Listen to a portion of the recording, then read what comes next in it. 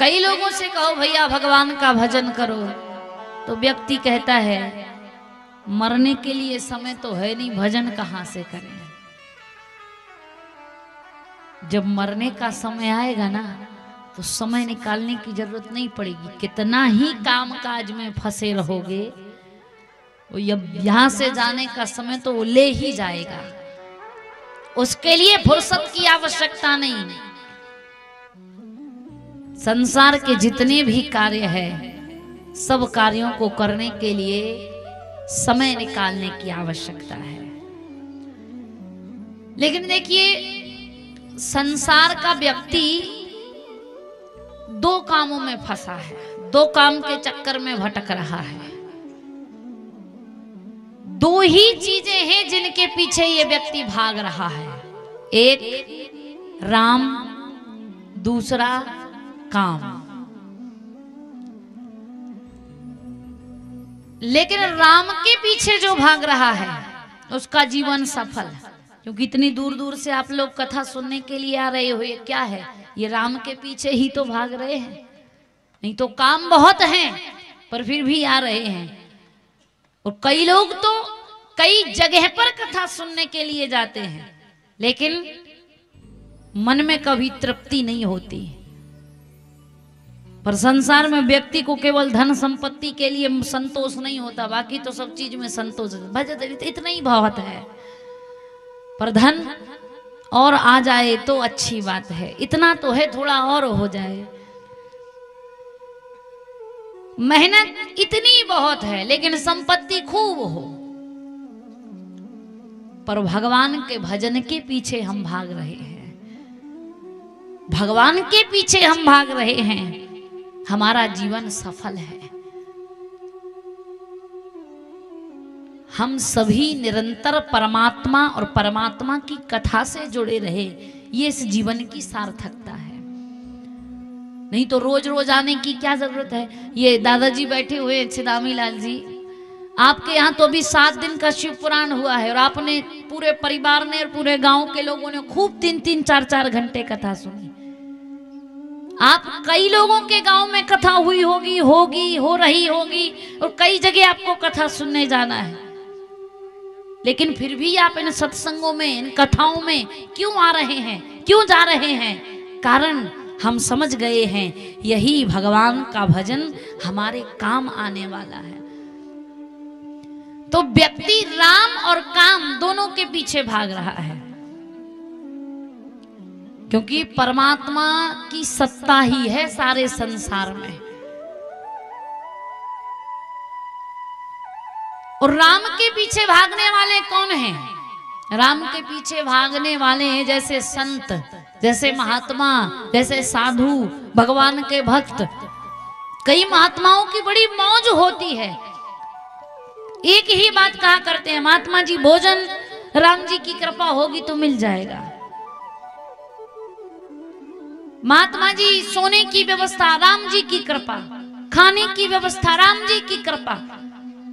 एक महात्मा एक नगर में, एक गांव में गए, एकदम चीखा चीखा माइक चल रहा है। एक नगर में गए, एक गांव में, व्यक्ति ने कहा महात्मा जी कहां से आए हो? जहां से राम जी ने भेज दिया। कहां जा रहे हो? जहां राम जी भेज दें। तो महात्मा जी रात बिना भोजन के कैसे गुजरेगी, भोजन पालो। महात्मा जी बोले राम जी की कृपा होगी तो मिल जाएगी। व्यक्ति कहता है मैं भोजन लेकर आता हूं। महात्मा जी बोले राम जी की कृपा। जब घर में भीतर गया तो देखा खुद के ही भोजन की व्यवस्था नहीं थी, महात्मा जी को भोजन कहां से कराए। व्यक्ति बाहर आया, कहा महात्मा जी भोजन की व्यवस्था तो नहीं हो पाएगी। तो महात्मा जी फिर भी बोले राम जी की कृपा। व्यक्ति कहता है बिना भोजन के रात कट जाएगी। महात्मा जी बोले वो भी राम जी की कृपा। व्यक्ति कुछ मजाकी स्वभाव का था, उसने कहा महात्मा जी बिना भोजन के प्राण तो नहीं निकल जाएंगे। महात्मा जी ने उसने भी कह दिया कि राम जी की कृपा। पूछ लिया कि अगर प्राण निकल गए तो कहां जाओगे? तो भी महात्मा जी ने कह दिया जहां राम जी भेज दें, क्योंकि भक्त तो वही होता है। क्योंकि भक्त का एक ही भाव होता है जहां ले चलोगे वहीं मैं चलूंगा, जहां ले चलोगे वहीं मैं चलूंगा, जहां छोड़ दोगे, जहां छोड़ दोगे वहीं मैं रहूंगा, जहां ले चलोगे वहीं मैं चलूंगा। क्योंकि जो भगवान के भक्त हैं वो बस भगवान की राजी में राजी हो जाते हैं। राजी हैं हम उसी में जिसमें तेरी रजा है, इधर भी वाह वाह है, इधर भी वाह वाह है। सब में परमात्मा की कृपा। जो सच्चे भक्त होते हैं वो भगवान के पीछे भागते हैं, भगवान की मर्जी के पीछे भागते हैं। क्योंकि एक महात्मा जी नाव में यात्रा कर रहे थे, नदी से इस पार से उस पार जा रहे थे। नाव में और 2-4 लोग बैठे हुए थे। नाव बीच धार में गई और पता नहीं कैसे नाव में पानी भरने लगा। लोग घबराने लगे, चिल्लाने लगे, अरे नाव में पानी आ रहा है, पानी को बाहर निकालो, नाव डूब जाएगी। उसी नाव में बैठे हुए थे महात्मा जी। जैसे ही महात्मा जी ने देखा नाव में पानी आ रहा है, लोग पानी को बाहर निकालने की बात कर रहे हैं, महात्मा जी ने अपना कमंडल लिया, नदी से पानी ले और नाव में डाले, नदी से पानी ले नाव में डाले। लोगों ने देखा ये क्या कर रहे हैं, कोई कुछ नहीं बोला। थोड़ी देर बाद किसी व्यक्ति ने देखा, वो तुरंत बोल पड़ा, अरे नाव से बाहर पानी जाने लगा, नाव से बाहर पानी जाने लगा, पानी बाहर निकल रहा है। तो महात्मा जी ने देखा, सुना कि नाव से पानी बाहर जा रहा है, तो नाव में से पानी भरे और नदी में डाले। लोगों ने कहा बड़ा गजब का बाबा है, जब नाव में पानी आ रहा था तो नदी से भर भर कर नाव में डाल रहे थे, जबकि खाली करना चाहिए था।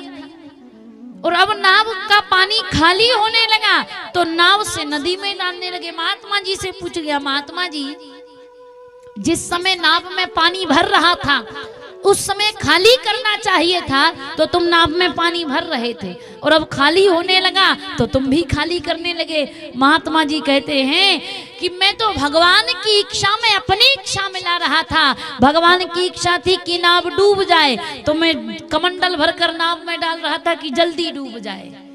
और भगवान की इच्छा हुई कि ना डूबे, तो हमने खाली करने लगे कि ना डूबे तो ना डूबे।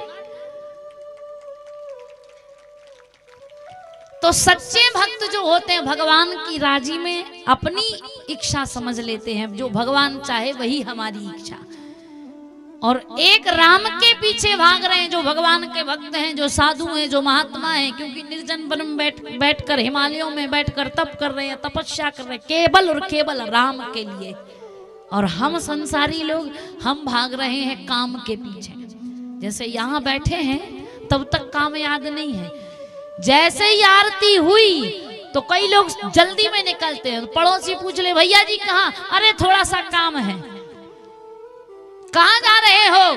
काम से जा रहे हैं। और मान लो कोई पलट कर कह दे कि ठीक है काम से जा रहे हो तो जाओ काम से, तो कहे तुम सोच कर बोला करो यार, कुछ भी बोल देते हो। बात वही है। उसने कहा कहाँ जा रहे हो? कहा काम से जा रहे हैं। और सामने वाला व्यक्ति अगर पलट कर कह दे कि जाओ काम से, तो सामने वाला नाराज हो जाता है कि सोच कर बोलो। लेकिन हम संसारी काम के पीछे भाग रहे हैं। कहाँ से आ रहे हो? तो कहा काम से आ रहे हैं। कहाँ जा रहे हो? काम से जा रहे हैं। क्या कर रहे हो? काम कर रहे हैं। रात दिन काम के पीछे लगे हुए हैं।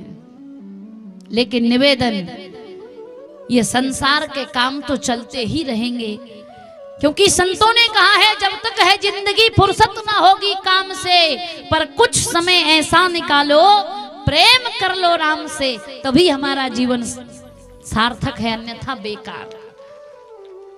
और सौभाग्यशाली हैं हम लोग जो कि समय निकालकर भगवान की कथा को श्रवण कर रहे हैं, क्योंकि संतों ने कहा है ये जीवन सार्थक भगवान के भजन में ही है।